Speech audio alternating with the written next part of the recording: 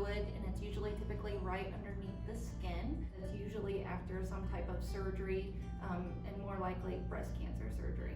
You're typically going to see it in the head, the neck, arms, legs, and in the chest area. What we typically hear the most is patients will say that their rings are starting to get tight on their hand, or maybe their clothes are starting to get tight on their arms. Things feel stiff, or they can't move their arm as well, or things like that, and that gives us an idea that maybe we need to start looking into the extra swelling into the body. So one of the biggest questions I get asked in our clinic and that we get asked in our class is there any way to prevent lymphedema? And to be honest, there's not really anything you can do to 100% prevent it, but there's some things you could do to limit your chances of getting it. So one of the things is really take good care of your skin.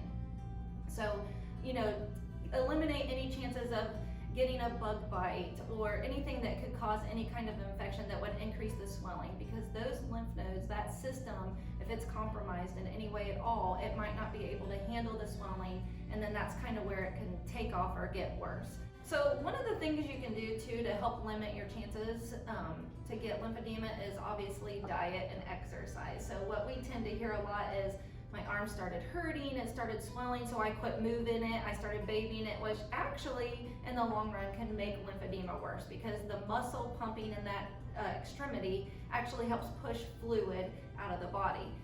Increased sodium in your diet is going to increase your chances of swelling. Increased fat in the diet is going to increase your chances of swelling. And a lot of times that first year after surgery, we don't hear a lot that people start swelling. And to be honest with you, over 60% of the people that do develop lymphedema, it's in the year 1 to 3 after surgery.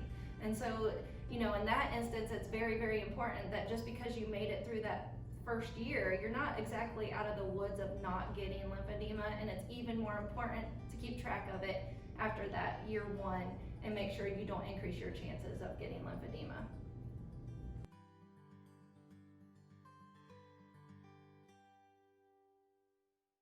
So let's talk a little bit if you do end up getting a referral because you do develop lymphedema, and what to kind of expect during your therapy session. The very first session, you're going to get what we call an initial evaluation, and my partner over in the clinic, her name is Valerie. She will do the initial evaluation where she's going to do tons of measurements on you.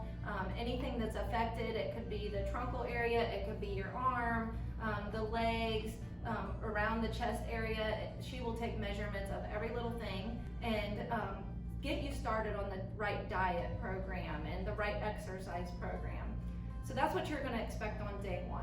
On day 2, we're going to do measurements again, which we will do every single time you come to a physical therapy session.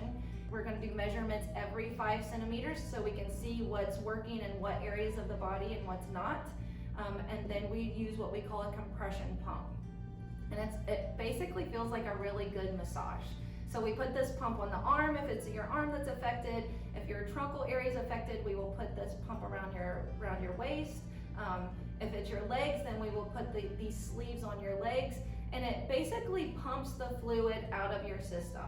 And then at the end, if we feel like you need wrapped, we will wrap you, and then you will wear that wrap until you come back at the next session.